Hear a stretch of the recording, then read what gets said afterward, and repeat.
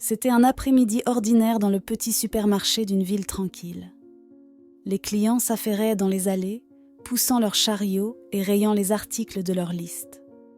L'ambiance était calme jusqu'à ce qu'un homme âgé entre dans le magasin. Sa chemise était froissée, son pantalon taché, et par-dessus, il portait une couche visiblement trop grande pour lui. Son apparence inhabituelle attira immédiatement l'attention de tous.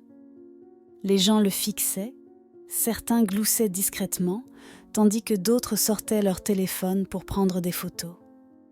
Un adolescent se pencha vers son ami, murmurant « Qu'est-ce qui ne va pas avec ce type ?» avant que tous deux n'éclatent de rire.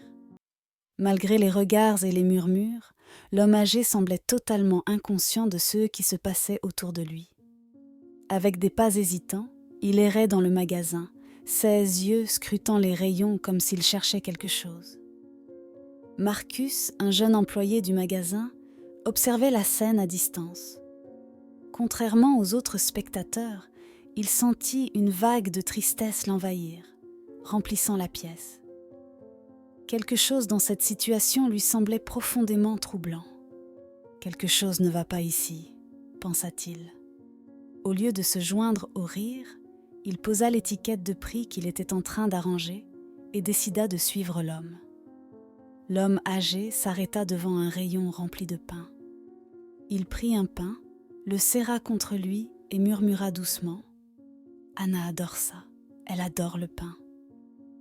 Sa voix tremblait et ses mains tremblaient légèrement pendant qu'il parlait. Marcus s'approcha, suffisamment près pour entendre le murmure faible de l'homme. « Anna doit m'attendre ». L'inquiétude se dessina sur le visage de Marcus.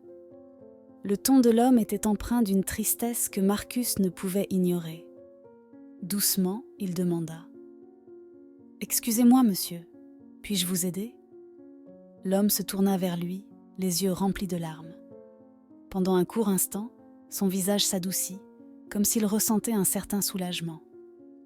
Puis, presque dans un murmure, il dit « Je ne trouve plus le chemin de ma maison. » Des larmes commencèrent à couler sur son visage, et Marcus comprit à quel point cet homme était perdu et vulnérable. En parlant avec lui, Marcus apprit que l'homme s'était éloigné d'une maison de retraite voisine. Il semblait confus et ne savait pas où il se trouvait. Les mots « Anna m'attend » touchèrent profondément Marcus, serrant son cœur. Plus tard, le personnel de la maison de retraite expliqua qu'Anna avait été l'épouse de l'homme, mais qu'elle était décédée il y a 5 ans. Pourtant, dans l'esprit fragile de cet homme, elle était toujours en vie, l'attendant comme elle l'avait toujours fait.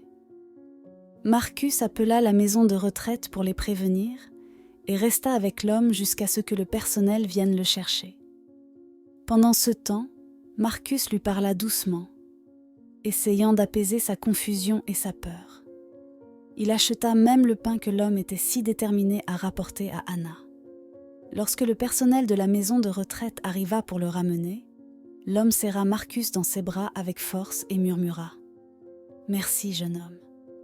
Anna sera tellement heureuse. » Marcus resta silencieux, observant l'homme partir, les larmes aux yeux.